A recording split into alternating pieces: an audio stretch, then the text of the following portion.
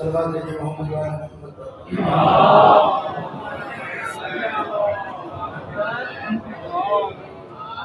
اعوذ باللہ من الشیطان الرجیم. بسم اللہ الرحمن الرحیم. الحمدللہ رب العالمین والصلاة والسلام علی اشرف الانبیاء والمرسلین سیدنا و نبینا ابی القاسم محمد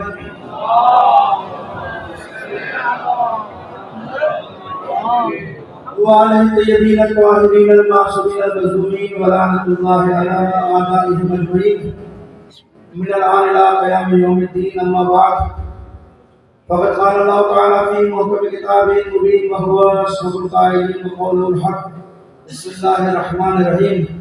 قل إن كنتم تحبون الله فاتبعوني يحببكم الله ويغفر لكم ذنوبكم والله غفور رحيم. صلى الله عليه وسلم.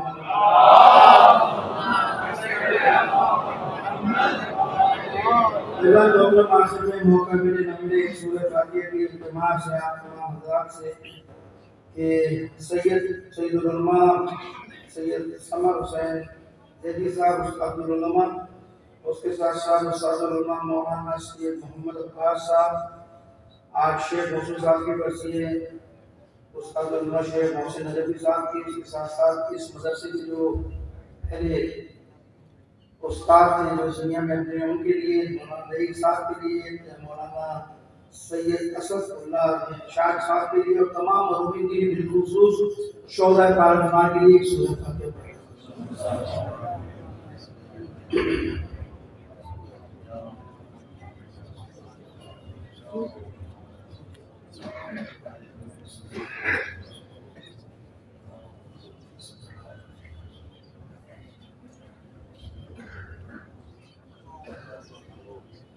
صلوات علی محمد و آل محمد.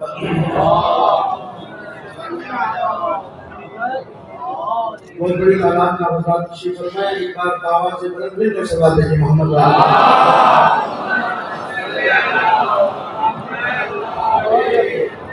سب سے پہلے میں علماء کرام سے اجازت لوں گا. آپ حضرات موجود ہیں، مولانا انشاءاللہ آپ حضرات کی موجودگی کے اندر جو ہے نا وہ گفتگو کرنا علماء کی موجودگی میں بڑا وہ ہے بہرحال حکم مولانا کا انشاءاللہ تعالی. اگرچہ کہ میں سوچ کے کچھ اور آیا تھا کہ کچھ اور پڑھنا، لیکن مولانا کا ایک حکم تھا اس کی انشاءاللہ تعالی میں مولانا کے حکم کو پورا کروں گا انشاءاللہ تعالی. اور دوسرا تاخیر کی معذرت چاہتا ہوں، اس لیے کہ آپ کو معلوم ہے کہ صورتحال جو ملک کی چل رہی ہے اس وقت میں نکلتے کراچی سے تھوڑا سا باہر آیا تھا اور ایک بہت بڑا مسئلہ ہوا جس کی وجہ سے مجھے واپس پلٹ کے جانا پڑا. اور شاید میں میری ہمت ٹوٹ گئی تھی، میں ہمت دی تھی کہ میں دوبارہ آتا، لیکن پھر میں نے ہمت کی کیونکہ وہاں مسائل بڑھتے جا رہے ہیں اور اس وقت بھی صورت آ رہی ہے کہ قومی اجلاس ہونے جا رہا ہے، وہاں ہمارا انتظار کر رہے ہیں. تو پھر بھی میں ہمت کر کے آیا. آخر کی میں معذرت چاہتا ہوں کہ میرے اختیار میں تھا، مجھے 2 بجے یہاں پہنچنا تھا. اور بھی کچھ میری ملاقاتیں تھی، کچھ چیزیں تھی، لیکن نہیں آ سکا. کوئی مسائل ہے یا تو معذرت قبول فرمائیں گے. ایک بار مل کر صلوات علی محمد.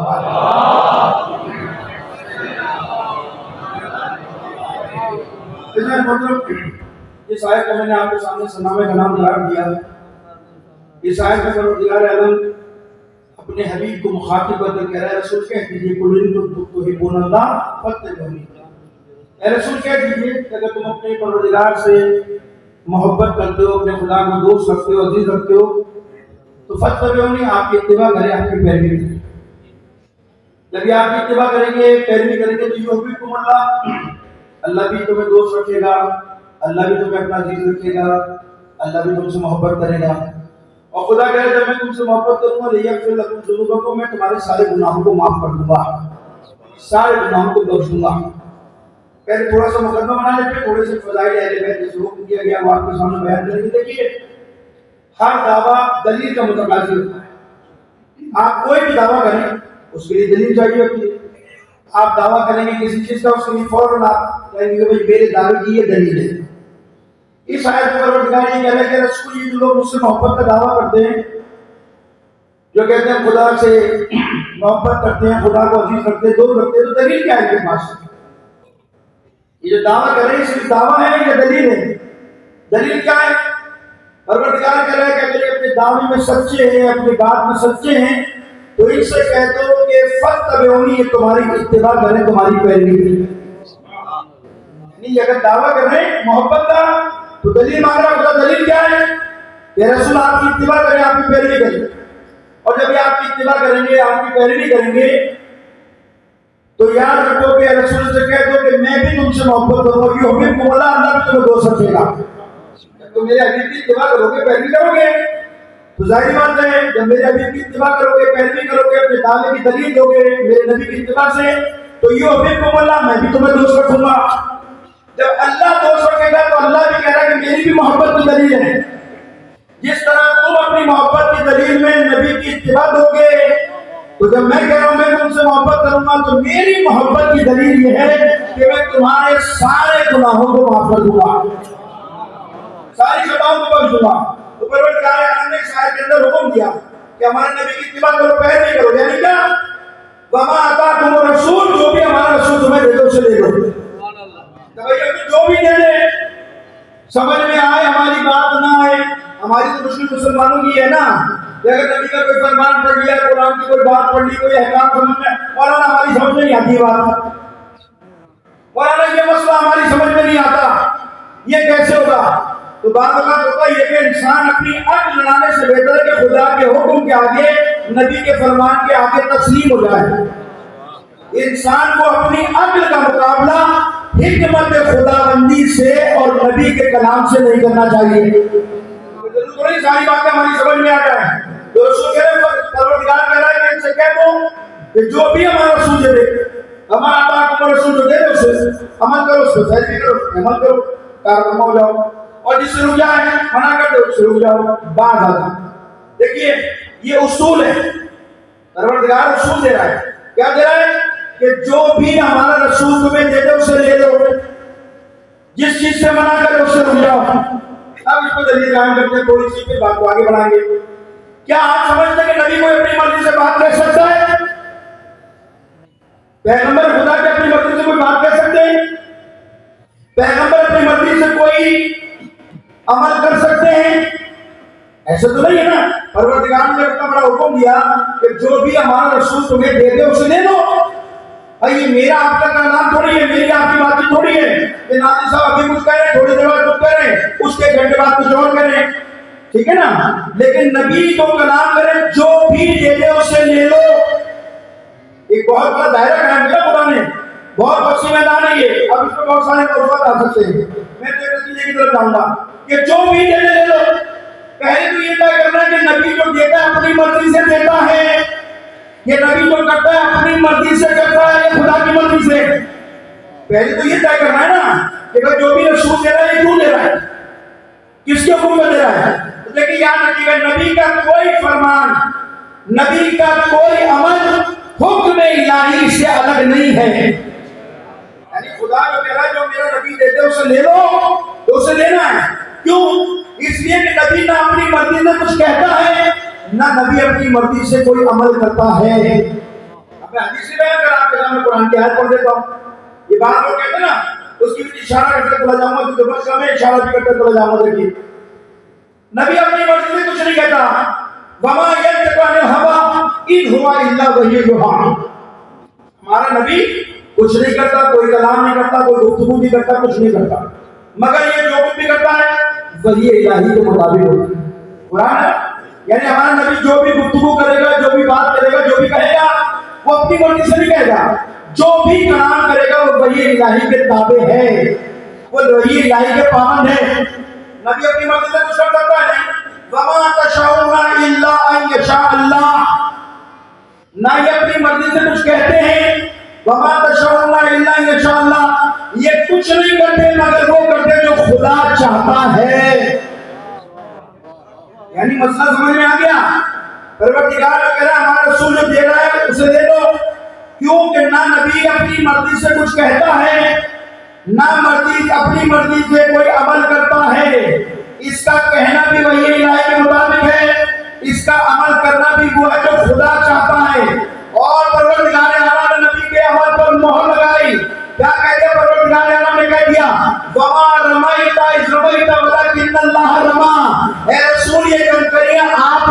نہیں ہے، یہ آپ کے پروردگار نے مانی ہے۔ یعنی نبی نے کنکریاں ماری تھی، نبی کے کنکریاں مارنے کو خدا اپنا عمل قرار دے رہا ہے کہ آپ نے نہیں ماری ہے بلکہ میں نے ماری ہے۔ یہ کیا ہو گیا؟ یعنی نہ اپنی مرضی سے کچھ کہے گا نہ اپنی مرضی سے کوئی عمل کرے گا، جو بھی ہوگا خدا کی وحی کے تابع ہوگا۔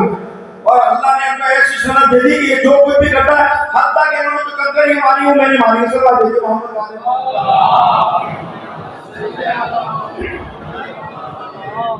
یعنی جو بھی عمل ہوگا نبی کا وہی الہی کے تابع ہوگا۔ اب بات ہوتی ہے کہ یہاں پہ بیٹی کی ولادت کے تو سوچ رہا تھا کہ تھوڑے سے بیوی کے فضائل آپ کے سامنے بیان کروں، لیکن یہ تو کیا ہو گیا نا، نبی اپنی مرضی سے نہ کچھ کرے گا نہ کچھ بولے گا نہ عمل کرے گا، بلکہ اللہ نے کہہ دیا کہ اس کا عمل ہمارا ہے۔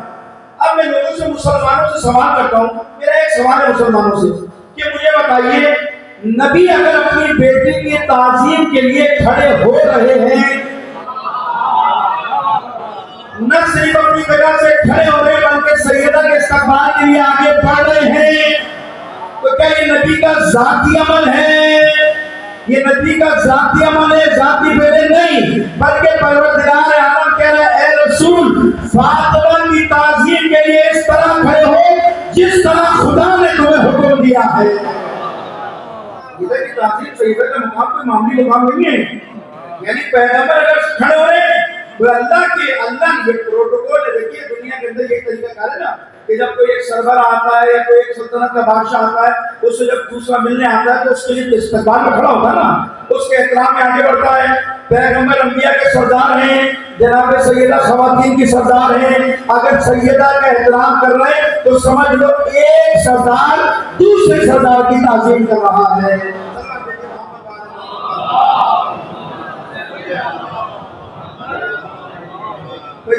یہ جو کچھ بھی آپ اس کا دائرہ وسیع کر دیجیے، جو بھی پیغمبر کا عمل ہے، خطیب کا عمل ہو، نوازوں کو کندھے پہ بٹھانا ہو، علی کو کندھے پہ سوار کر کے بتوں کو توڑنا، جو بھی عمل ہے یہ کوئی پیغمبر اپنی مرضی سے نہیں کرتے بلکہ سب وحی الہی کے مطابق ہے، سب وحی الہی کے تابع ہے۔ تو سیدہ کی عظمت ہے، جناب سیدہ کا مقام انسان درک نہیں کر سکتا۔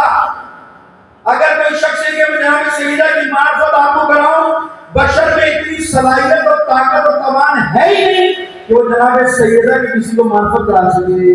چلو آپ دیکھیے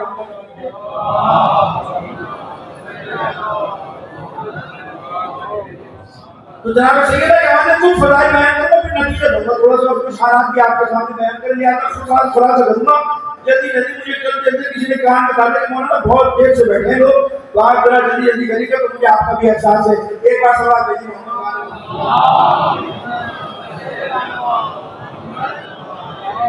جناب سیدہ کا مقام بہت عظمت بیوی، بہت عظمت بیوی ہے، ان کی کوئی معرفت حاصل نہیں کر سکتا۔ ہم تو کچھ روایات بیان کر کے آپ کے دل میں بیوی کے محبت کو بڑھا سکتے ہیں، یعنی جو کچھ بھی روایات میں ہے اس کی چند روایت آپ کے سامنے بیان کرنے کی کہہ سکتے ہیں کہ ہاں ہم نے تھوڑی سی کوشش کی کہ لوگوں کے دلوں میں بیوی کی محبت میں اضافہ ہو جائے، ورنہ سیدہ کی معرفت کوئی حاصل نہیں کر سکتا۔ سیدہ کے مقام کے لیے اتنا ہی جملہ کافی ہے کہ معصوم فرماتے، امام یعصوم فرماتے کہ لوگوں اللہ نے ہمیں اپنی مخلوقات پر حجت قرار دیا، ہماری ماں فاطمہ ہم پر حجت ہے۔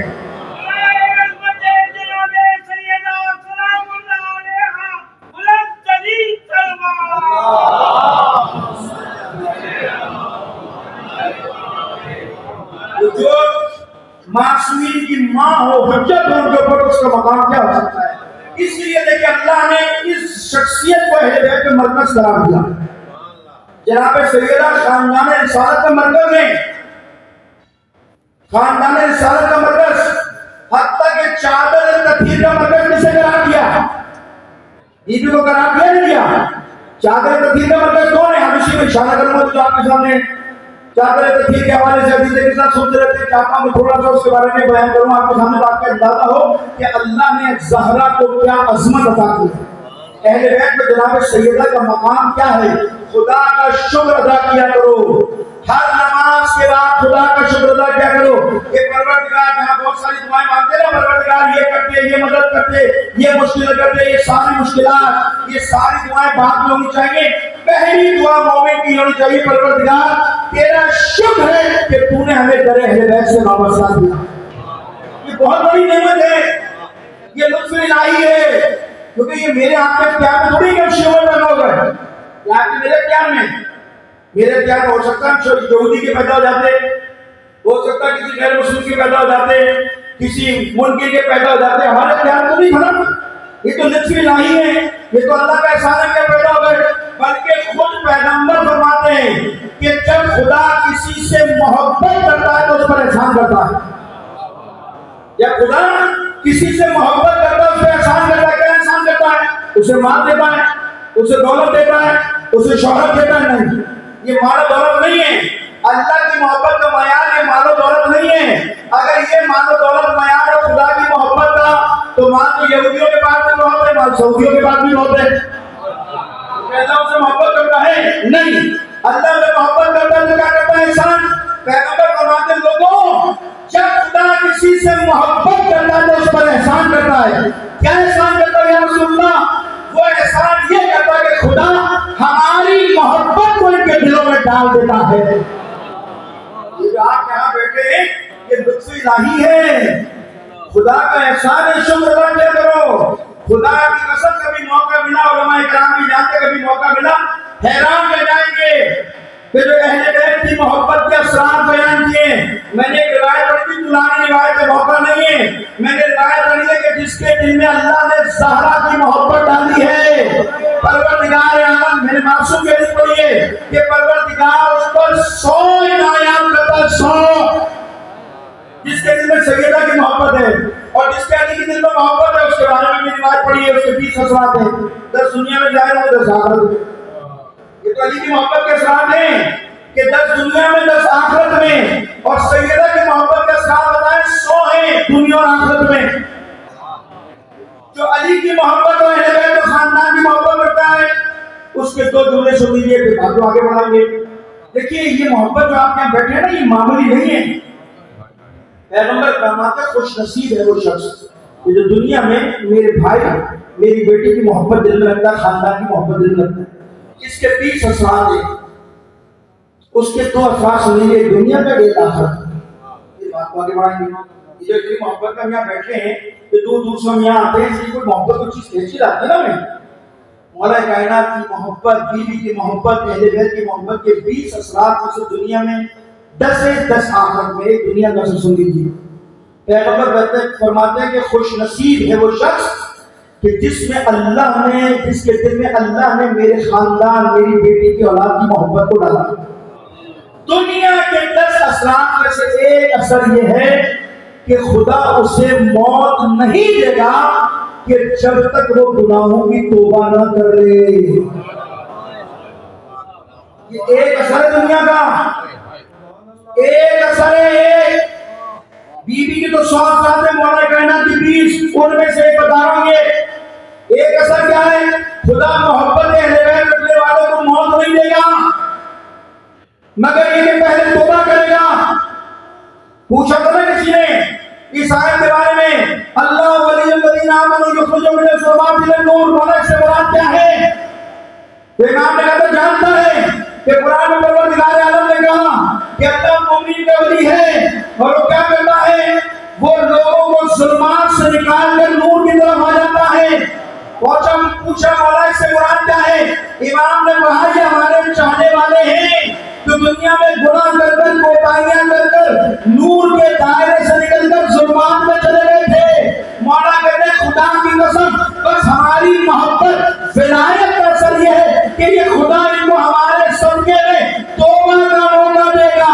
جب یہ توبہ کریں گے تو خدا پھر انہیں ظلمات سے نکال کر نور میں لے آئے گا۔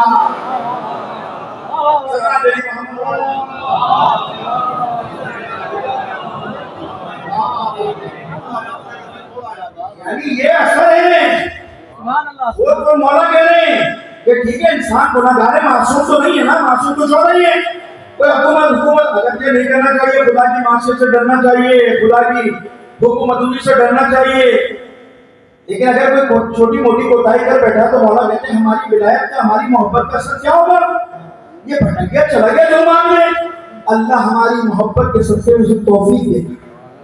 کیا توفیق؟ یہ توبہ کرے گا۔ جب توبہ کرے گا خدا اسے ظلمات سے نکال کر پھر نور کے دائرے میں لے. ایک اثر. دوسرا اثر کیا ہے آخرت کا؟ ایک سن لیجیے، بات کو آگے بڑھاتے ہیں. 10 اثرات آخرت کے، پیغمبر کہتے ہیں 10 اثرات میرے بھائی کی، میرے خاندان کی محبت کے جو آخرت میں ظاہر ہوں گے. ان میں سے ایک اثر جانتے کیا ہے؟ عجیب روایت ہے. اس میں سے ایک اثر یہ ہے کہ روز قیامت جس کے دل میں میری آل اور اولاد کی محبت ہوگی، خدا ایک ایک فرد کو یہ اختیار دے گا کہ روز قیامت وہ 100 خاندان کی شفاعت کرے گا. ایک فرد کون؟ جس کے دل میں محبت ہوگی، خاندان رسالت کی، اہل بیت کی محبت.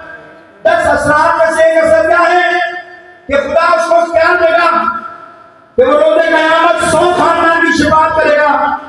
اب میں نہیں کہتا آپ پوری کیلکولیشن کر لیجیے، آپ ان کے 100 خاندان کی کریں گے، وہاں پہ 100 خاندان کی، وہ 100 خاندان کی، آپ کے کیلکولیٹر کے ڈیجٹ کم ہو جائیں گے.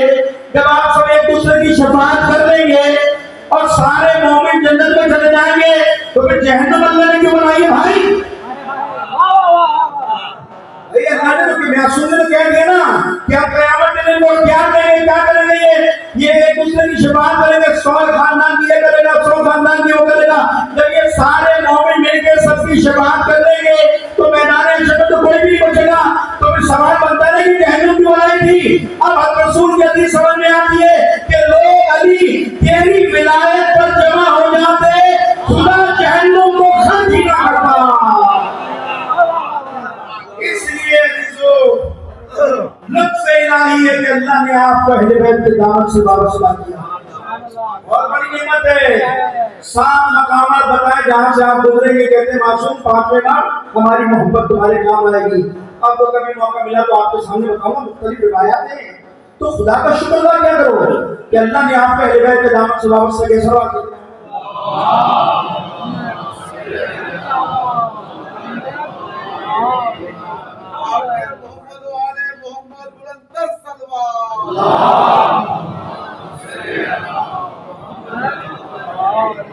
تو بہت بڑی نعمت ہے. روز قیامت کے بارے میں جناب سید کی شفاعت کے بارے میں انسان حیران رہ جائے. اس حدیث کا ایک جملہ کافی ہے ہماری واقعی ایمان کو بڑھانے کے لیے. بڑی طولانی روایت ہے روز قیامت بی بی کی شفاعت کی. پاک میں امام فرماتے کہ میری والدہ کی سواری جب آئے گی، انبیاء کی قطاریں، سب کی اوصیاء اولیاء کی قطاریں لگی ہوں گی، نور کی سواری پہ آئیں گی. جملہ عجیب جملہ، تاکہ انسان حیران رہ جائے، خدا کا شکر ادا کرے کہ اللہ نے ہمیں اہل بیت کی جناب زہرا کی محبت سے وابستہ رکھا اور مرتے دم تک رکھے. 5 امام کی حدیث ہے کہ روز قیامت میری ماں فاطمہ اپنے چاہنے والوں کو شفاعت کے لیے اس طرح چنے گی جس طرح پرندہ خاص دانہ چن لیتا ہے، خام چھوڑ دیتا ہے. یہ حدیث کے 2 جملے بڑے پرانی حدیث ہے. یعنی شفاعت جناب سیدہ کیا کریں گے؟ امام خدا اختیار دے گا، جاؤ سیدہ جس کی شفاعت کرو گے خدا قبول کرے گا. تو امام کہتے ہیں روز محشر اس طرح سے کچھ چاہنے والوں کو جمع کریں، چن لیں گی اور لے کر جنت میں داخل ہو جائیں گی. تو ایک طولانی روایت ہے کہ اللہ نے اہل بیت کی محبت ہمارے دل میں ڈالی. اب دیکھیے مقام جناب سیدہ کیا ہے؟ انہیں مرکز قرار دیا اہل بیت کے اندر. چادر کے ساتھ سنتے رہتے ہیں، ابھی سنا ہوگا، میلاد میں بھی سنا ہوگا، ممکن ہے ایام فاطمہ کی مجلس میں بھی آپ نے یہ باتیں سنی ہوں گی. میں آپ کو دوسرے انداز میں کوشش کرتا ہوں بتانے کی. دیکھیے بنو نجران سے آیا تھا، وقت آیا تھا 40-50 افراد کو مشتمل کچھ لوگ تو انہوں نے موبائل آ دیا. اب سنتے رہتے ہیں آپ، گفتگو ہوئی کئی دن گفتگو ہوتی رہی، رسول اپنی حقانیت پر دلائل دیتے رہے، وہ نہ مانتے رہے، انکار کرتے رہے. بالآخر اللہ نے حجت مان کے رسول کے یہ نہیں مانتے، کوئی بات نہیں مانتے تو کہتے ہیں فقل تعالوا ندعو ابناءنا وابناءکم ونساءنا ونساءکم وانفسنا وانفسکم. ایمان تو تمہاری بات تو آ جاؤ میدان کے اندر. کیا کریں گے؟ مباہلہ کریں گے. تم اپنے بچوں کو لے آؤ، اپنے بچوں کو، تم اپنے بچوں کو لے آؤ، اپنے بچوں کو لے آؤ، تم اپنی عورتوں کو لے آؤ. خلاصہ یہ کہ کیا کریں گے میدان میں؟ نفری کریں گے، بددعا کریں گے. اب نبی کا ہاتھ اٹھانے کا مطلب بددعا کے لیے کیا ہے؟ اسی وقت عذاب خدا کا آ جانا ہے. یہ نہیں ہے، یہ فیصلہ ہو گیا کہ میں نبی سے کہتا آ جاؤ میدان مباہلے کے لیے وہاں بات کریں گے. جو چھوٹا ہوگا اس کو خدا کی لعنت ہوگی، لعنت کریں گے اللہ کا. یہ اصول دے دیا اللہ نے. ادھر پیغمبر اپنے گھر چلے گئے، ادھر وہ بنو نجران کے لوگ وہ چلے گئے. اب یہ دونوں جگہ جو میں آپ کو بتا رہا ہوں، دونوں جگہ کیا کیا ہوا اس کا خلاصہ۔ یہ بنو نجار کے لوگ گئے، انہوں نے فوراً اپنا اجلاس بلایا، میٹنگ بلائی اور گفتگو شروع ہوئی، بھائی یہ شخص جس نے نبوت کا دعویٰ کیا ہے کیا کریں، تو مباہلے کا وقت آ گیا ہے۔ اب مختلف مشاورت شروع ہوئی، کوئی کچھ کہنے لگا، کوئی کچھ کہنے لگا، کوئی کچھ کہنے لگا۔ اب ان کا بڑا لیڈر تھا جس کا نام تھا عاقب، بڑا سمجھدار تھا، بڑا زیرک آدمی تھا۔ اس نے کوئی بات نہیں، میں تمہیں ایک اصول دے دیتا ہوں۔ کیا اصول؟ بھائی ساری باتیں ایک طرف، میں تمہیں ایک اصول دے رہا ہوں۔ کیا اصول نے کہا، یہ شخص محمد جس نے نبوت کا دعویٰ کیا ہے، اگر یہ پورے مدینے کو میدان میں لے کر آ جانا تو پھر میدان میں ڈٹ جانا۔ اگر مدینے والوں کے ساتھ آ جائے تو پھر میدان میں ڈٹ جانا، مقابلہ کریں گے۔ کیوں؟ اس لیے کہ اپنی بات کو ثابت کرنے کے لیے اکثریت کا دور اٹھانے گا۔ ہوتا ہے دنیا میں، آپ دیکھ رہے ہیں جب ہماری بات نہیں مانی جائے گی تو لے آؤ لٹپٹار، لے آؤ کلاشن کو پردار۔ یہی ہوا نا ساری زندگی، بات نہیں مانو گے تو زور و سے منوائیں گے، طاقت سے منوائیں گے، قوت سے منوائیں گے۔ بھائی اہل بیت کے مقابلے میں علمی مقابلہ تو کر نہیں سکے، علم اور منطق سے عقل سے عاری تھے۔ لہذا کیا ہوا، جب اہل بیت کی بات سمجھ میں نہیں آتی تھی، ان کی بات ان کے اوپر حاوی ہوتی تھی، کیا کرتے تھے، لے آتے تھے دہشت گرد، لے آتے تھے اس زمانے کے جاہل لوگوں کو اہل بیت کے مقابلے پر۔ آج بھی وہی کچھ ہو رہا ہے پوری دنیا میں۔ جب تشیع کا کوئی مقابلہ نہیں کر سکا تو کیا کیا، پوری دنیا سے تشیع کے مقابلے میں دہشت گردوں کو جمع کر دیا۔ کہ ہماری بات کیسے نہیں مانیں گے، یہی ہو رہا نا دنیا میں۔ تو وہ سمجھ رہا تھا، وہ سمجھ کے کہ کوئی مدینے والوں کے ساتھ ہو جائے سب کے ساتھ تو پھر ڈٹ جانا، اکثریت کی لوگ جھاڑے گا، اپنی بات منوائے گا۔ پھر کہتا لیکن خبردار، یہ یاد رکھنا اگر اپنے بال بچوں کے ساتھ آ جائے تو پھر مقابلہ نہ کرنا، پھر میدان میں نہ آنا۔ کیوں؟ اس لیے کہ یہ اس کی صداقت کی دلیل ہوگی۔ کیوں؟ کہ یہ اللہ کے نمائندے کی خاصیت ہے، اس کی پہچان ہے کہ جتنا سخت میدان ہوگا پہلے اپنے جگر کے ٹکڑے لے کر آئے گا۔ یہ اللہ کے نمائندے کی پہچان ہے، یہ دنیا کا لیڈر نہیں ہوگا، یہ خود امریکہ میں بیٹھا ہوگا، لندن میں بیٹھا ہوگا، قوم کے بچوں کو مروا رہا ہوگا۔ اللہ کے نمائندے کی پہچان ہے کہ جتنا سخت میدان ہوگا پہلے اپنے جگر کے ٹکڑے لے کر آئے گا۔ خصوص ہو گیا، اب یہ بیچارے سارے بیٹھ گئے اطمینان کے ساتھ، ٹھیک ہے دیکھی جائے گی، کل پرسوں جب بھی موبائل ہوتا ہے۔ اب پیغمبر اپنے گھر میں آئے، بیوی کا مقام دی، پیغمبر اپنی طرح اب سنتے رہتے ہیں کسی کے ساتھ۔ بیوی سے کہا بیٹا ذوق محسوس کرو، چادر یمانی لائی گئی، اڑا دی گئی۔ آپ سنتے رہتے ہیں امام حسن آئے، امام حسین آئے، مولا کائنات سب چادر کے لیے جمع ہوئے۔ یہ واقعہ کہاں ہو رہا؟ ام سلمہ کے گھر ہے یا نہیں؟ آپ نے یہ بھی جملہ سنا ہوگا، علماء کرام سے ام سلمہ نے کہا، ام سلمہ نے کہا یا رسول اللہ میں بھی آ جاؤں؟ رسول خدا نے کہا نہیں، آپ مومنہ ہیں، جنتی ہیں، اس چادر میں نہیں آ سکتے، اس کا پروٹوکول کچھ اور ہے۔ آپ مومنہ ہیں، جنتی ہیں، لیکن اس میں نہیں آ سکتی۔ یہ ساری شخصیات جمع ہوئے، جب ساری شخصیات جمع ہوئے تو نبی نے کیا کہا؟ سنتے رہتے ہیں تو خلاصہ جواب دے، ہاں بلند کیا آسمان کی طرف، اللہم ان هؤلاء اہل بیتی و خاصتی محمد، اللہم صل علی محمد۔ یہ سنتے رہتے ہیں کیا جو کہ خدا کے رسول نے، اے پروردگار تو جانتا ہے، اللہم ان هؤلاء اہل بیتی، یہ میرے اہل بیت ہیں، یہ میرے خاص ہیں، ان کا گوشت میرا گوشت ہے، ان کا خون میرا خون ہے، جنہوں نے ان سے جنگ کی اس نے مجھ سے کی، جس نے ان سے صلح کی اس نے مجھ سے صلح کی۔ آخر پیغمبر کہتے ہیں کیوں یہ ساری باتیں اس لیے کر رہے ہیں پیغمبر، آخر میں نتیجہ دے رہے انہم منی وانا منہم، یہ اس لیے کہہ رہا ہوں کہ یہ مجھ محمد سے ہے اور میں محمد ہی سے ہوں۔ ایک دعا کی تھی پیغمبر نے، اب جب پیغمبر نے دعا کی تو خدا نے تو جواب دیا تھا نا، حدیث کی سمجھ پڑتے نا، یا ملائکہ یا سکان سماواتی، اے ملائکہ آسمان پر رہنے والوں کہاں ہو؟ سارے آسمان کی رکوع جمع ہوئے، کیا کہا پروردگار نے؟ انما خلقت السماء مبنیًا ولا ارض چھوٹے رہتے ہیں جس کے سمے سارے مخلوقات کو آسمان کی ملائکہ کو جمع کرنے کے بعد خدا نے ایک اعلان کیا کہ جان دو خدا کی قسم میں نے آسمان کا شامیانہ نہیں بنایا، زمین کا فرش نہیں بنایا، سورج کو روشن نہیں کیا، چاند کو ستاروں کو خط نہیں کیا، یہ دریا کو روانہ نہیں کیا، مگر کیوں؟ میں نے اس لیے خلق کیا کہ یہ چادر کے نیچے جو جگہ ہے ان کی محبت میں نے خلق کیا۔ یہی خلاصہ کروں میں آپ کے سامنے تفصیلات ہے، یہی کہا نا۔ اب جب جواب مل گیا، پیغمبر کی دعا قبول ہو گئی، ادھر سے جواب مل گیا، اب اللہ نے آیت رسی لے کے بھیجا نہیں بھیجا تھا جبرائیل کو، جائیے آیت رسی لے جائیے۔ اب جب جبرائیل آئے تو جبرائیل نے بھی تو ایک سوال کیا تھا نا، جیسی آیت رسی لے کر آئے ایسی چادر میں کچھ پروردگار یہ کون ہے؟ سوال کیا تھا، جبرائیل جانتے نہیں کون ہے، جبرائیل کو نہیں پتا تھا یہ کون ہے چادر کے نیچے۔ دو باتوں میں سے ایک بات ہو سکتی ہے، یا تو واقعی جبرائیل نہیں جانتے تھے، لیکن ایک بات یہ ہو سکتی ہے ہاں جانتے تھے، لیکن کبھی سوال اس لیے کیا جاتا ہے کہ جواب کسی اور کو دینا ہوتا ہے۔ جبرائیل جانتے تھے یہ کون ہستیاں ہیں، سوال اس لیے کیا کہ آنے والی امت کو خبر مل جائے، آنے والی امت کو معلوم ہو جائے یہ کون ہے۔ اس لیے پروردگار نے کہا کہ ہم فاطمہ و ابوہا و بالہا و بنوہا، یہ فاطمہ اس کا ماما، یہ فاطمہ اس کے شوہر، اور یہ فاطمہ اس کے بچے ہیں۔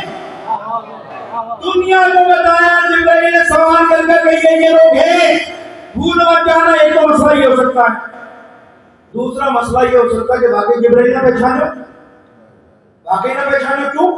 اس سے ایسا نہیں کہ نہیں آتے جاتے تھے، روزانہ کے آنا جانا تھا، کبھی وہی لے کر آتے تھے، کبھی چکے چلانے آتے تھے، کبھی رضوان جنت بن کر آ جاتے تھے۔ میں نے تو روایت کیا پڑھی ہے، کچھ نہیں ہوتا تھا تو حسن حسین کو جھولا جھلانے آ جاتے تھے، روایت کہتے گفتگو کرنے بات کرنے آ جایا کرتے تھے۔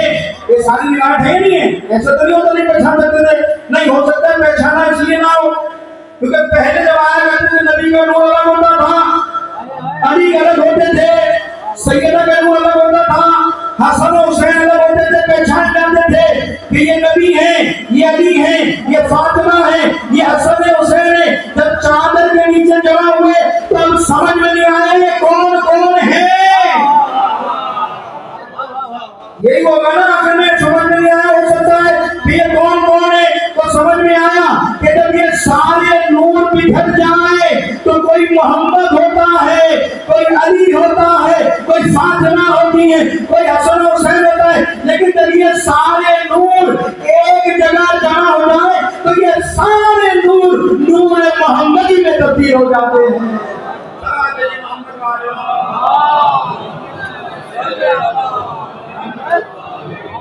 تو اس لیے جبرائیل کو جانے نے بتا دیا، کیا بتایا؟ وہ فاطمہ و ابوہا و بالہا بن کے سوال اور کھڑا ہو گیا۔ اب شاید سوال کھڑا ہو گیا، اب سوال یہ کھڑا ہوا دنیا کے اندر مروجہ طریقہ کیا ہے تعارف کا؟ اولاد کے ذریعے باپ کا تعارف ہوتا ہے یا باپ کے ذریعے اولاد کا تعارف ہوتا ہے؟ یہ آپ سے سوال کیا جائے، اسی کا بھائی کون ہے؟ فلاں صاحب کے بیٹے ہیں، یہ تو نہیں کہتا ان کے فلاں ان کے والد یہ ہیں، اولاد کے ذریعے تو نہیں ہوتا نا۔ یہاں پہ پروردگار نے عجیب اصول قائم کیے، یہ عصمت جناب سیدہ کے لیے پوچھا کون ہے؟ ہم فاطمہ کا ابو ہے، فاطمہ ان کے بابا، یہ فاطمہ ان کی شوہر اور یہ فاطمہ ان کے بچے، ہونا کیا چاہیے تھا؟ یہ محمد ان کے بھائی ہیں، یہ محمد ان کی بیٹی ہیں، یہ محمد ان کی نواز ہیں۔ آپ مجھے ایمانداری سے بتائیے اس چادر کے اندر سب سے با فضیلت با عظمت شخصیت کون ہے؟ پیغمبر کی ذات ہے نا۔ میں اپنے عقیدہ بھی لوگوں کو بتا دوں، بھائی جو ہمارے شیعوں کے بارے میں رائے قائم کرتے ہیں کہ نبی کو نبی سے بڑھاتے تھے، نہیں بھائی ہمارا عقیدہ نہیں ہے۔ خدا کے بعد روح زمین پر سب سے افضل ترین شخصیت اگر کوئی ہے تو وہ پیغمبر خدا کی شخصیت ہے۔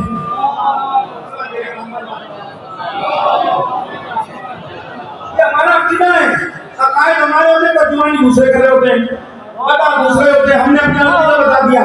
اللہ کے بعد روح زمین پر پیغمبر، اور پیغمبر کے بعد روح زمین پر اگر کوئی افضل ترین شخصیت ہے تو علی ابن ابی طالب کی ذات ہے. یہ ہمارا عقیدہ ہے. خود مولا کائنات نے کہا میں نبی کے غلاموں سے غلام ہوں تو بڑھاتے تھوڑی ہے نبی سے علی کو. ہمارا عقیدہ واضح ہے بالکل. آپ مجھے بتائیے اس چادر کے اندر مرکزی شخصیت کون سی ہے؟ پیغمبر کی ہے نا. تعارف تو یہ ہونا چاہیے کہ محمد ان کے بھائی، محمد ان کی بیٹی، محمد ان کے نام سے کرا سکتے تھا خدا کی تعارف. یہ اہتمام کیا خدا نے. اب سمجھیے گا واقعہ نتیجے کی طرف جا رہے ہیں. اہتمام کیا ہے اس سے جناب سیدہ کی شخصیت بھی واضح ہوئی اور پروردگار نے سیدہ کے ذریعے انحصار قائم کر دیا قیامت تک کے لیے. کیوں تعارف کرایا؟ یہ فاطمہ ان کے بابا، یہ فاطمہ ان کے شوہر، یہ فاطمہ ان کے بچے. خدا کی قسم یہ خدا کی حکمت ہے. اگر خدا آج فاطمہ کے ذریعے تعارف نہیں کرائے گا قیامت تک چھٹے کی گنجائش موجود ہے. چھٹا آ سکتا ہے. اللہ نے سیدہ کے ذریعے عصمت کا ایسا دائرہ قائم کیا، ایسا دائرہ قائم کیا.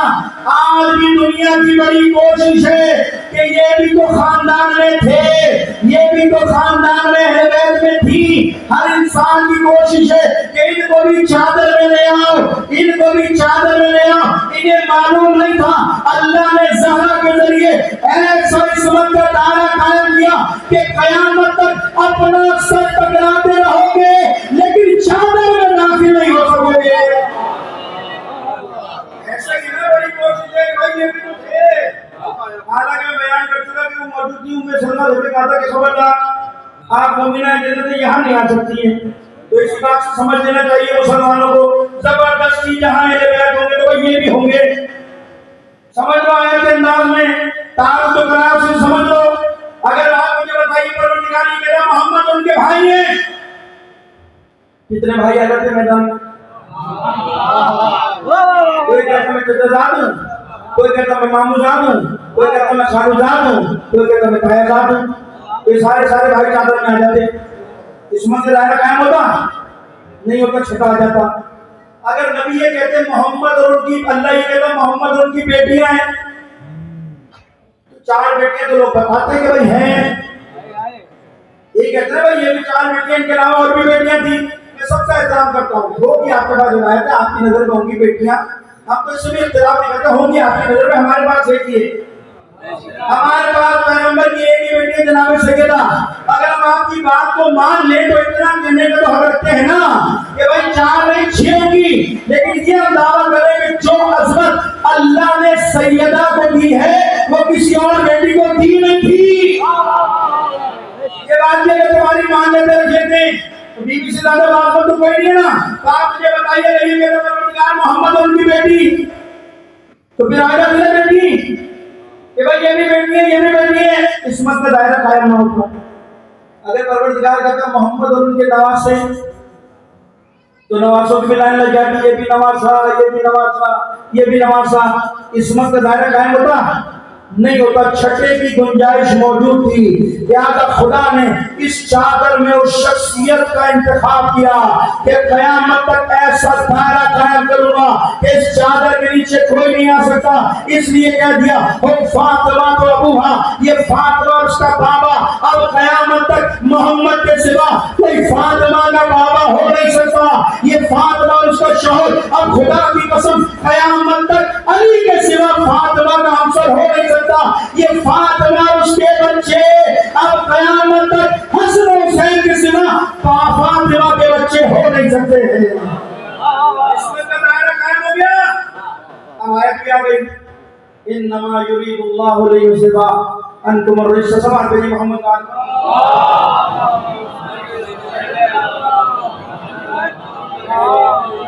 آیت تفسیر لے کر آ گئے. رسول مطمئن ہو گئے. اب اس آیت تفسیر میں تو غور کیجیے نا. آیت تفسیر کا آغاز کہاں سے ہو رہا ہے؟ انما یرید اللہ، ہے نا. دیکھیے علماء کرام یہاں بیٹھے ہیں وہ جانتے ہیں انما کے اندر جب ماں داخل ہو جائے تو کیا ہوتا ہے؟ حصر کے معنی. حصر کے معنی وہ انما کے اندر ماں داخل ہو جائے. یہاں جب کہا انما، اللہ نے کہا میرا ارادہ ہے. کن کے لیے؟ ان کے لیے جو بیٹھے ہیں. ہنس لیں میں آپ کو اور آسان کرتا ہوں. یہ دروازے لگا دیے جائیں یہاں پر سارے, ہنس کے معنی جوانوں کو سمجھانے کے لیے. یہ سارے دروازے یہاں لگا دیے جائیں اور مین گیٹ پہ تالا لگا دیا جائے. اب جو اندر امام بارگاہ میں بیٹھے ہو کیا کرائیں گے؟ محصور. جیسے آپ میرے پاکستان میں لوگ محصور ہیں, کشمیر میں لوگ محصور ہیں, وہاں پر لوگ محصور ہیں, فلسطین میں لوگ محصور ہیں. کیا ہو گیا؟ بند کر دیا آپ کو, آپ کو حساب ملے گا, بند کر دیا محصور. اب ہوتا کیا ہے, جب تالا لگ گیا اندر والا باہر جا سکتا ہے؟ نہیں جا سکتا. باہر والا اندر آ سکتا ہے؟ نہیں آ سکتا. نہ اندر والا باہر جا سکتا ہے نہ باہر والا اندر آ سکتا ہے. تو انہاں کے اندر ماں ڈاکو اور حسن کے معنی کا کیا کر دیے؟ بس یہ جو چادر ہے نا, یعنی خلاصہ کرو اللہ نے چادر تطہیر میں عصمت و طہارت کا تالا لگا دیا, بند کر دیا اس کو کہ نہ اندر والے باہر جا سکتے ہیں نہ باہر سے کوئی اندر آ سکتا ہے. بلکہ ایک مثال اور ذہن میں آ گئی. آئے ولایت پڑھتے نہیں پڑھتے, وہاں کیا کہا؟ انما ولیکم اللہ ورسولہ والذین آمنوا الذین یقیمون الصلاۃ ویؤتون الزکاۃ وهم راکعون. اللہ تمہارا ولی ہے, یہ رسول تمہارا ولی ہے, اور وہ تمہارا ولی ہے جو نماز قائم کرتا ہے, حالت رکوع میں زکات دیتا ہے. اللہ نے بتا دیا دنیا میں بڑے بڑے ولی آئیں گے, لوگ ولی بنائیں گے, لیکن ہم نے جنہیں ولی کہا ہے قرآن میں وہ یہ 3 ولی ہیں. یہاں بھی نما کے ذریعے کہا کہ ولی تو بنیں گے, علی کے مقابلے میں بڑے بڑے ولی آئیں گے, لیکن قرآن نے کہہ دیا کہ اللہ نے 3 ولیوں کا خود کہا, رسول کو کہا, علی کو اپنا ولی قرار دیا. یہاں بھی کیا کہ چادر کے اندر یہ 4-5 ہستیاں, نہ اندر کوئی آ سکتا ہے نہ اندر سے کوئی باہر جا سکتا ہے, یعنی تالا لگا دیا. ان کے لیے پروردگار نے کہا کہ میرا ارادہ یہ ہے کہ جو چادر کے نیچے جمع ہے انہیں ہر حصے میں پاک رکھوں گا.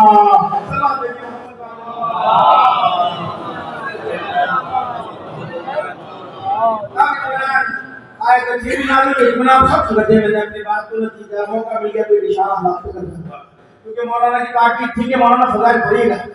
مجھے مسجد پڑھاتے لوگ ڈر رہے ہوتے ہیں کہ وہی سیاسی باتیں شروع نہ ہو جائیں. حالانکہ ہوتا ہی ہے کہ میری جو ذمہ داری مجھ سے وہ سنیے آپ, میں آپ کو دنیا کے حالات بتاؤں گا کہ کیا کیا کہاں ہو رہا ہے, اور مسجد بھی پڑھنی پڑتی ہے. ایک بار وہ سلام بھیجیے محمد.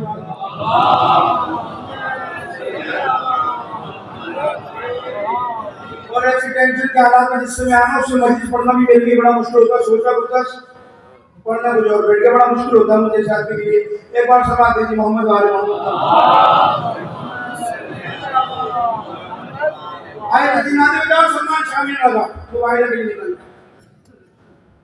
مسلمان بھی ٹینٹ گاڑی بیٹھے باہر, کہ آئے تو جمع کا سیرہ استعمال ہو نا, تم اپنی مردوں کو لاؤ, ساری مرد آ گئے, تم اپنی عورتوں کو سب اپنی فیملیوں کو لے آئے, تم اپنے بچوں کو سب فیملی سمجھ آ کر بیٹھے تھے.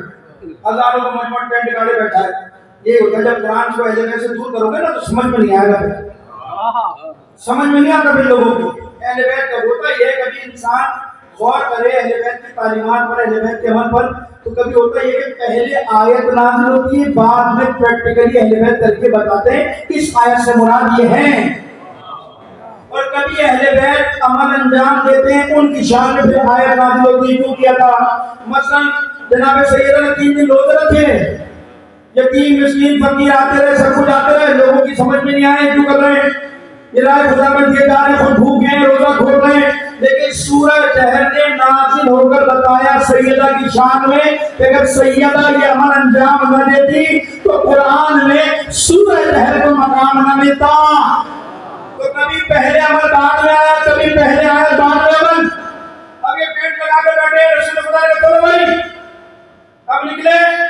جیسے رسول کے تو مفسرین علماء کرام تفسیر کرتے ہیں, انداز بیان کرتے ہیں, سردار ملتے پیغمبر کہ آگے رسول ایک نمازہ گود میں ایک کی انگلی, پیچھے جناب سیدہ اس کے مولا کائنات. اب تشریح جو کرتے ہیں مختلف انداز میں لوگ کرتے ہیں کہ اس شان سے رسول نکلے کہ آگے آگے رسالت, پیچھے امامت, قسمت و طہارت کو درمیان میں لیے.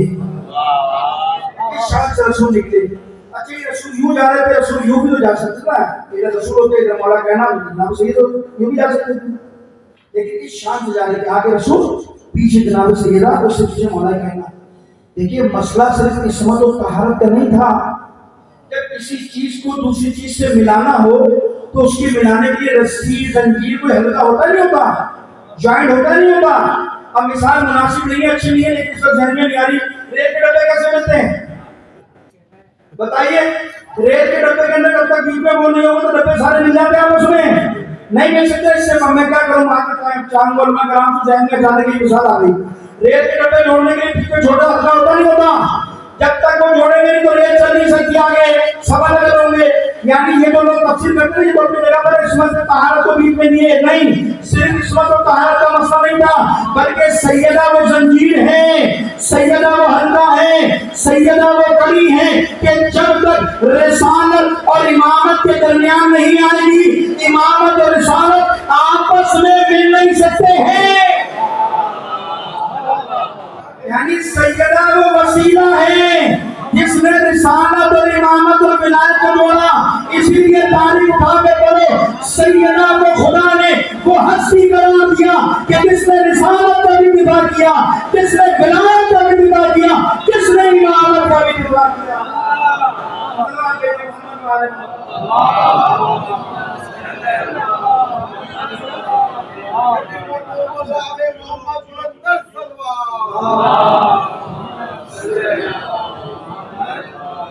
یہ عظمت ہے جناب سیدہ کی, یہ مقام ہے.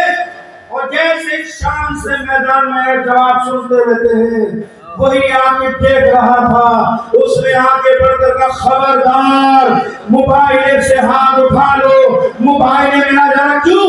خدا کی قسم میں وہ چہرے دیکھ رہا ہوں, اگر یہ پہاڑ کو اشارہ کرے تو پہاڑ اپنی جگہ چھوڑ دے گا. یہ مقام ہے سیدہ کا. ختم کر دیا میں نے اپنی بات کو, بھائی بات آگے تو سنتے جائیے. اب مجھے بتائیے اتنے سارے لوگ آ گئے تھے, یاد ہے بات رسول ایک ہم رسول کی محبت میں آئے تھے نا, رسول خدا لے جاتے مجھے ایسا آدمی ہوتا ہے شاید کہتے یا رسول اللہ ہاتھ جوڑ کے لے جائیے, اتنی محبت میں بیٹھے 2-3 دن سے آپ کے گھر کے بعد لے جاتے. ہو سکتا ہے رسول خدا مجھے پلٹ کر جواب دیتے ہیں ناظر صاحب یہ کوئی عام میدان نہیں ہے, اور بہت سارے میدانوں میں لے جا چکا ہوں.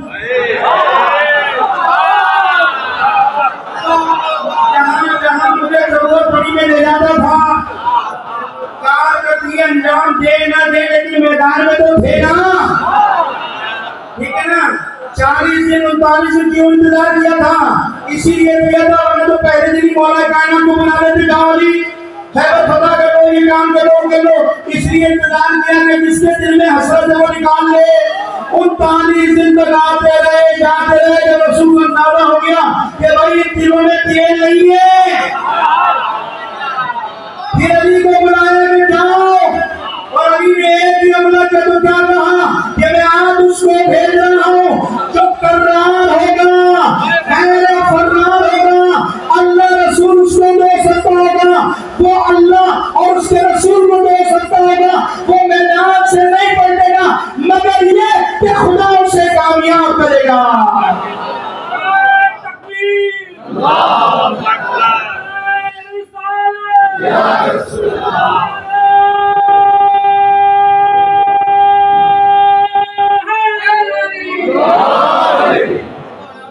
ایسا ہی ہے نا, یہ سارے میدان کا روٹین آپ کے پاس ہے نا, بولنے کی ضرورت نہیں. میں نے ایک جگہ کہہ دیا تھا, ابھی چینوں میں کہا تھا, آج تک کی طرح کہیں بھی بول رہا تھا کہ بیٹھا ہوا کہہ رہا تھا, وہی کہہ رہے تھے ہمیں بھی کہہ رہے تھے ان کی فنا بھی اولادیں ہیں.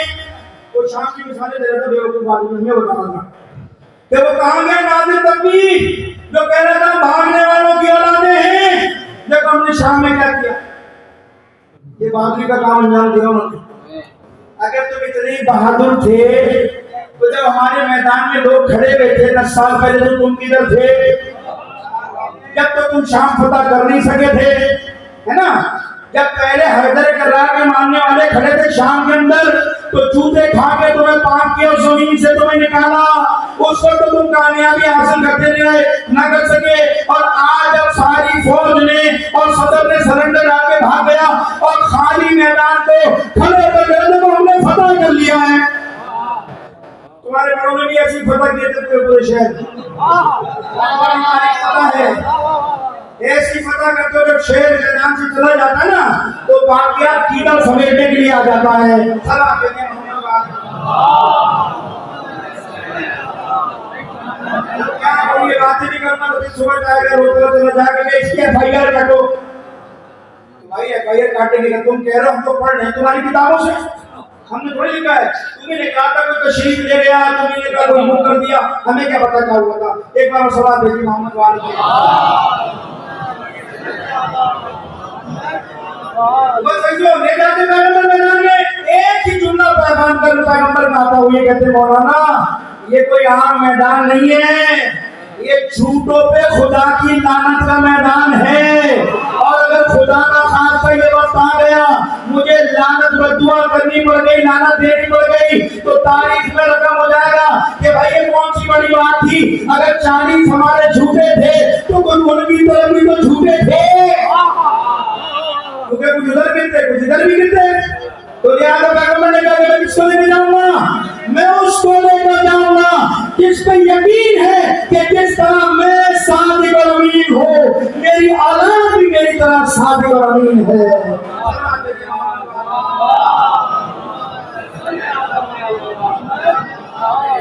بس اس کو ختم کر دیا میں نے اپنی بات کو. یہ ہے ہدایت کا مقام, یہ ہے سیدہ کا مقام. آج جو پوری دنیا تمہارے خلاف اکٹھی ہو گئی, کیوں گئی ہے بھیا؟ ہم نے کسی کا مال کھایا ہے کیا؟ کیوں؟ یہ محبت اہل بیت کا بغض ہے. یہ وہ محبت ہے جو ہمارے سینہ بہ سینہ اولادوں کو جا رہی ہے, اور وہ بغض اہل بیت ہے جو پروان چلا ان کی اولادوں میں جا رہا ہے. لیکن یقین رکھو جتنے حالات خراب ہو جائیں کبھی مایوس مت ہونا, مایوس مت ہونا. مایوسی کے بارے میں سوچنا, مایوس وہ ہو کہ جس کا کوئی وارث نہ ہو. کوئی مایوس ہوگا نا جس کا کوئی ہے ہی نہیں. ہمارے جو ہیں غیبت کے اندر مولا آقا, وہ تو ہمیں پہلے بتا کے کہتے ہیں میرے ضرور سے پہلے سب کچھ ہوگا. ہمیں تو پتہ ہے بھائی کیا کیا ہوگا, ہمیں پریشانی تھوڑی ہے. شام ایک دفعہ لے جاؤ, دوبارہ لے جاؤ, دوبارہ لے جاؤ, بار لے جاؤ, ہمیں تو پتہ ہے وہاں ہوگا کیا. آخری خبر آپ کو دے رہا ہوں بس, کہ پوری دنیا نکارے بجا لے, شادیاں بجا لے, ہم فلاں جگہ کامیاب ہو گئے, ہم نے فلاں جگہ یہ کر لیا. تم جتنے شادیاں بجا لو, میں تمہیں اس رات کی تاریخ میں اس منبر رسول سے قرآن کی روشنی میں, روایات کی روشنی میں بشارت دے کر جا رہا ہوں. جتنی شادیاں بجا لو, خدا کی قسم یہ ہمارا وعدہ ہے, قرآن کا وعدہ ہے, آخری حکومت بالآخر دنیا میں ہمارے امام کی ہوگی.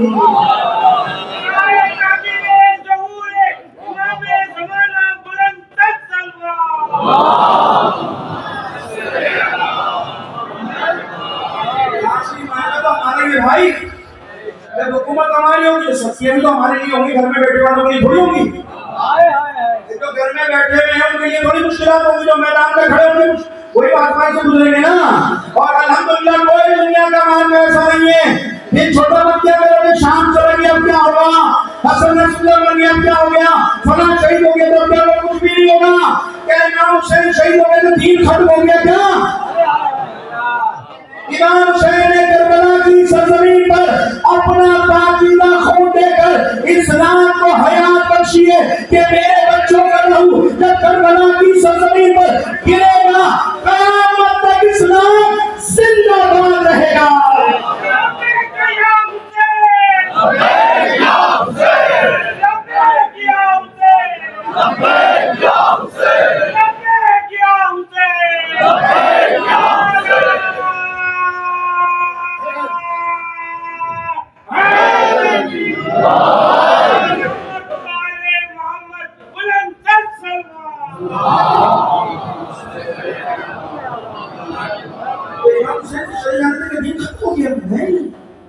یہ تو چلتا رہے گا, یہ سلسلہ چلے گا, پتہ نہیں کتنی بار یہ سر اٹھائیں گے. آج پوری دنیا کے اندر, خدا کی قسم, آج پوری دنیا کے اندر اگر کوئی طاقتور قوتور کوئی مکتب ہے, مسلک ہے, تو وہ تشیع ہے.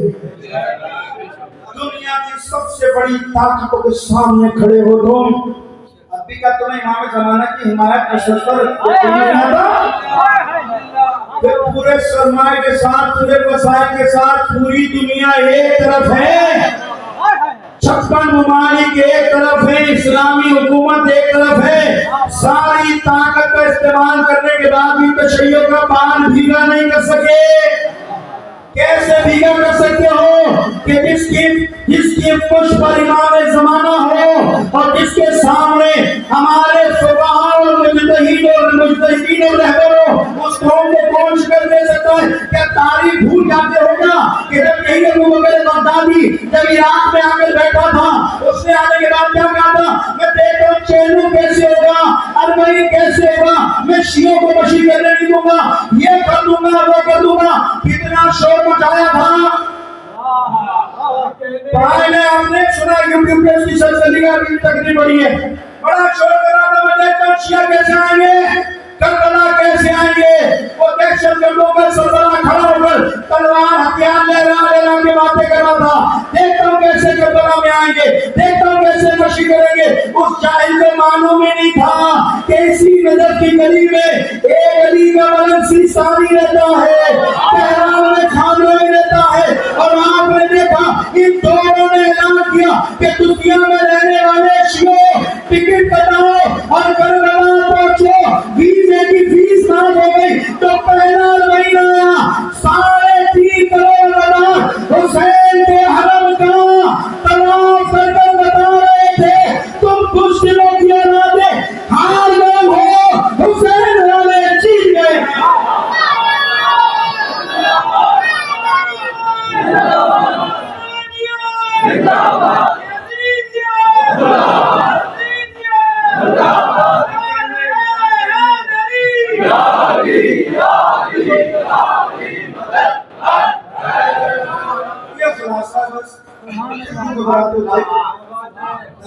جس کا کوئی فارغ نہ ہو، یہ تو بچپن سے سنتے آ رہے ہو، علماء کرام سے اپنے علماء سے سنا، بزرگوں نے اپنے 1400 سال سے سنتے آ رہے کہ بھئی ایک منجی بشریت آئے گا۔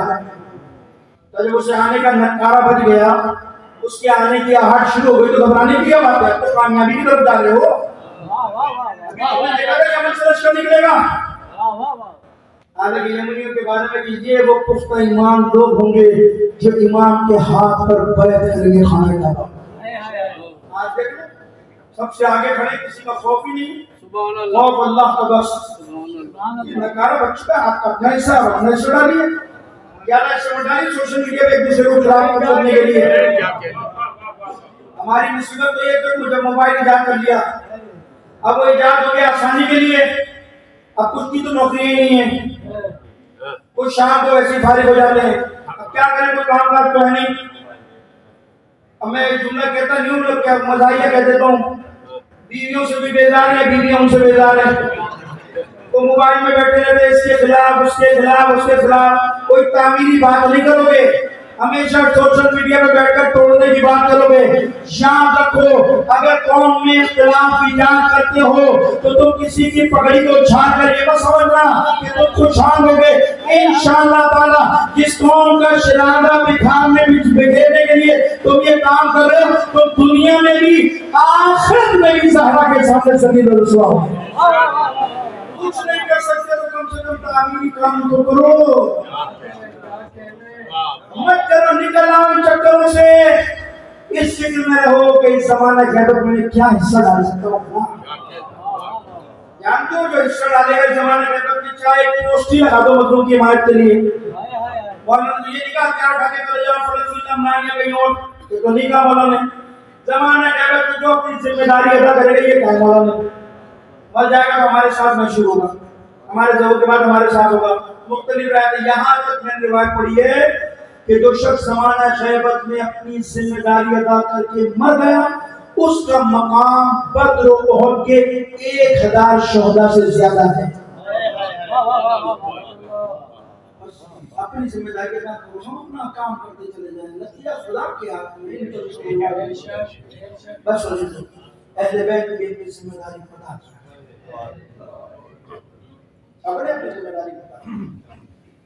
اتنی باتیں ہوئی تھی سید الشہداء جب کربلا سے نکلے تھے، قسم قسم کے اعتراضات کیوں جا رہے ہیں؟ تو یار آپ کے بابا کی حکومت کے لیے اس لیے جا رہے ہیں، تو کہہ رہا آپ کے بھائی نے صلح کری، آپ صلح کیوں نہیں کرتے؟ فکروں میں حسین نکلے، لیکن میرا دل چاہتا ہے کہ میں مسائل کی جناب سیدہ کی پڑھوں تاکہ مکمل ہو جائے. جب بیوی کے مسائل سن کر آنکھوں میں آنسو آ جائے، یہاں اپنی دعا مانگو نا، وہاں پارا چنان کے مظلوموں کے حق میں دعا کرنا، خدا ان کو رسوا کر اہل بیت کے ماننے والوں کو شکر بے ناسی میں بڑی طاقت ہے. اس وقت تشیع کی آگ ہے، آگ کا مسئلہ تشیع، پوری دنیا کی کفر کی طاقت میں نگاہ ہے آپ کا. اے پروردگار تو جانتا ہے ہماری طاقت کو، ہماری قوت کو، ہمارے پاس کچھ نہیں ہے خدایا، تجھے سیدہ کی ٹوٹی ہوئی تسبیح ظالم کے مقابلے ہمیں رسوا جو کربلا میں بہت بات بنی ہے. پہلی کربلا کی تھی سیدہ کے گھر پر، کسی امام نے اپنا مرثیہ نہیں پڑھا. سیدہ وہ واحد خاتون جس نے اپنا مرثیہ خود پڑھا. صحبت علیہ مسائل اللہ تیرے بعد تیری بیٹی و تیری دختر پر اتنے مسائل ہوتے ہیں، دنوں پہ پڑھتے تو رات کی تاریخی میں سہل ہو جاتے ہیں، پہاڑوں پہ پڑھتے تو پہاڑ ریزہ ہو جاتے، سرما ہو جاتے. کیا مسائل، کون سی مشکلات بیان کروں سیدہ کی، کہاں سے آغاز کروں کہاں ختم کروں. نبی کے اس دنیا سے جانے کے بعد کوئی ایک صدی نہیں گزری تھی، 75 یا 95 دن بس. اس میں اتنی قیامت توڑی امت نے. 18 سال کا سن ہے، زہرا کی پشت جھک چکی ہے، عصا کے سہارے چلتی اور سر پر پٹی بنی ہوئی. روایت کہتی ہے کہ جب لوگوں نے حق چھینا نا زہرا کا، اپنا حق لینے کے لیے دربار میں گئی. علماء کو سنا، علماء کہتے ہیں جب سیدہ حق لینے کے لیے دربار میں گئی تو سیدہ کے سر کے بال کالے تھے. کتنی دیر رہی دربار میں، کتنی دیر سیدہ دربار میں کھڑی ہوئی حکمران کی رہی؟ 6 گھنٹے.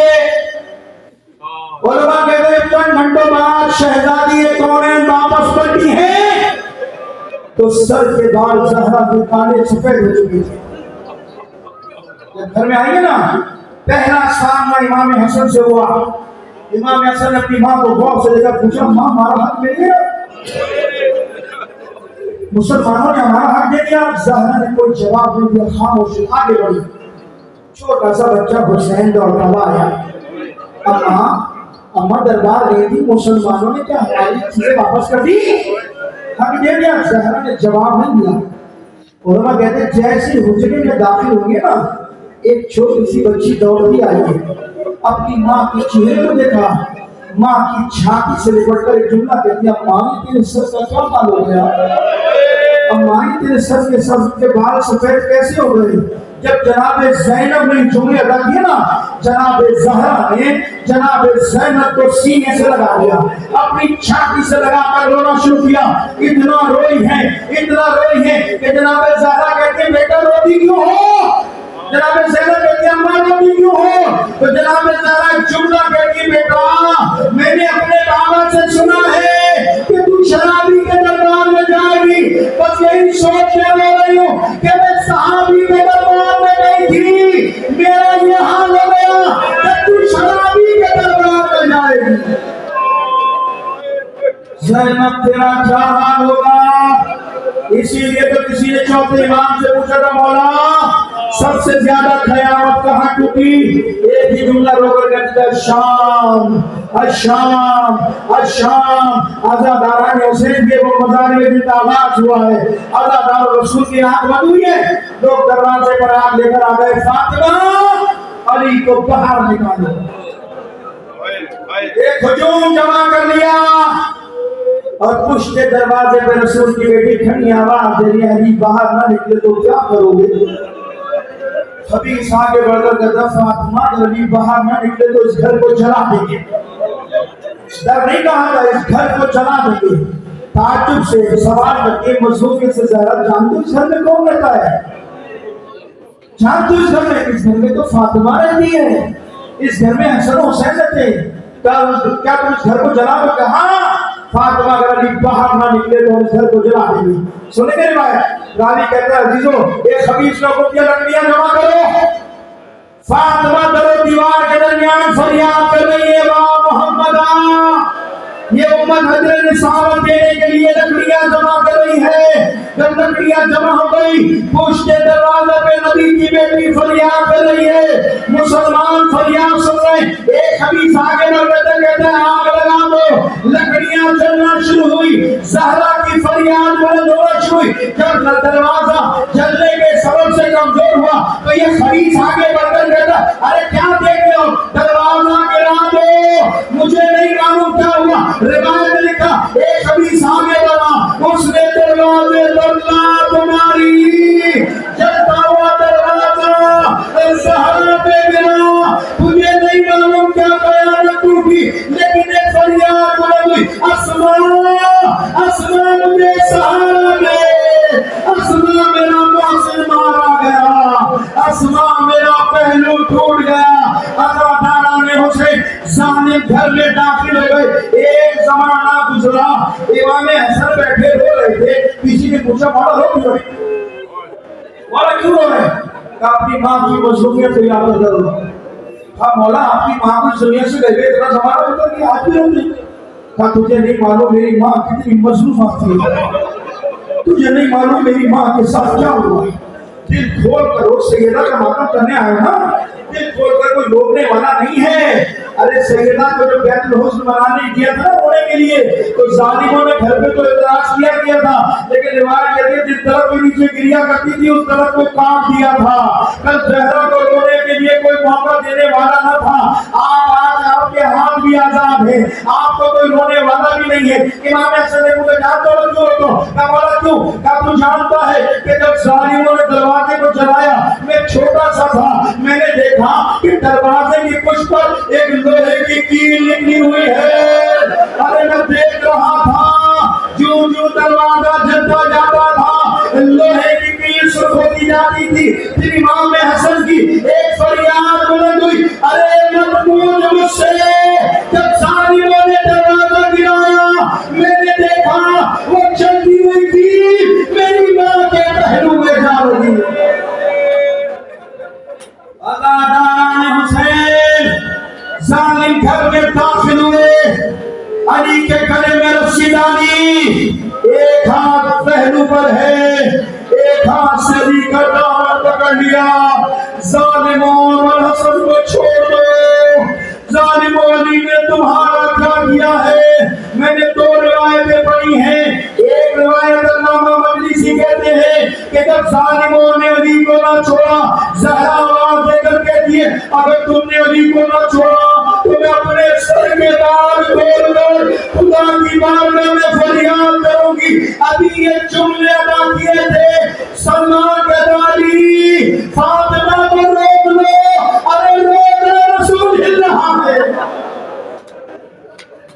دوسری روایت یہ ہے کہ جب زہرا نے علی کا دامن نہ چھوڑا تو کنفذ نامی خبیث نے ایک تھاکیانہ نکالا ہے، ہوا میں لہرانا شروع کیا، رسول کی بیٹی کے بازو پہ مارا، زہرا بلند کر رہ گئی۔ ارے یہ تھوڑی دیر کا درد نہیں تھا، میں نے روایت پڑھی ہے کہ جب تک زہرا زندہ رہی، جب نماز کا وقت آتا تھا اور جب دعائیں قنوت پڑھنے کے لیے زہرا ہاتھ اٹھانا چاہتی تھی تو فاطمہ کا ایک بازو نہیں اٹھتا تھا، سیدہ کا بازو چھڑ گیا تھا۔ یہ وہ مصائب ہیں جسے زہرا نے سہا اپنے سینے پر، بس مصائب ہو گئے۔ آخری روایت پڑھ اللہ، ابھی تو بہت ساری روایتیں پڑھ سکتا ہوں، بس آخری روایت پڑھ رہا ہوں۔ شیخ عباس قمی نے یہ روایت کی ہے، سادات مجھے معاف کریں گے، بس گریہ جتنا کرنا کر لو کہ زہرا کتنی مظلوم ہے۔ کتنی مظلومہ ہے زہرا۔ راوی کہتا ہے کہ جب زہرا علی کے سامنے آ کے کھڑی ہو گئی اور یہ سارے خبیث داخل ہوئے، زہرا آواز دے کر کہتی ہے خبردار علی کے قریب نہ آنا، خبردار علی کے قریب نہیں آنے دوں گی۔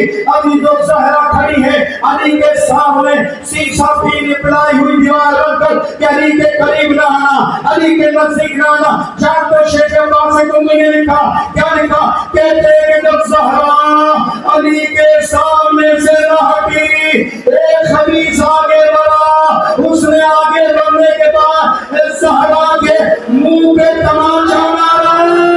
ادھر تماچا لگا، سیدنا زمین پر گری، آواز دی یا مہدی، اے میرے بیٹے، ارے دیکھ تیری ماں پر کیا قیامت۔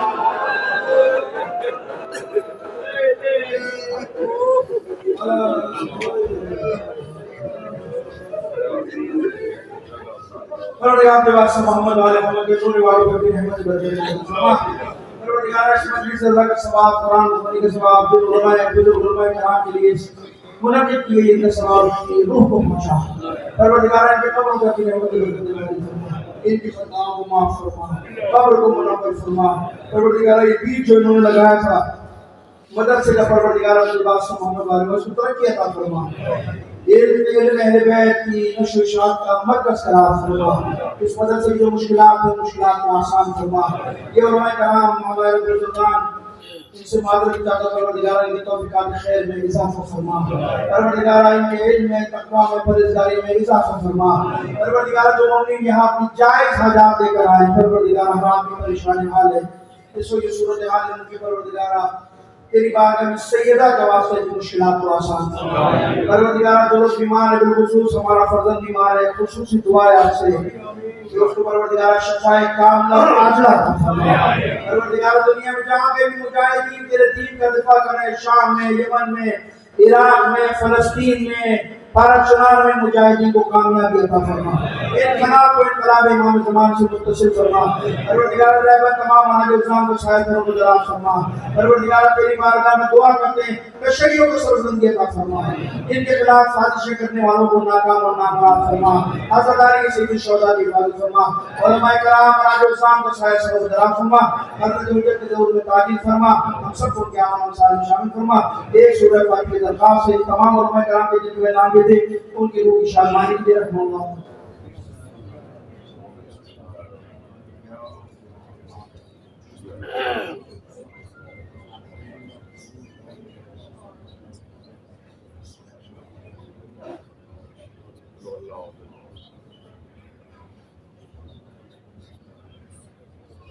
اللهم صل وسلم على محمد والمسلمين واحيانا من الاموات، اللهم انا نسالك من خير ما سالك منه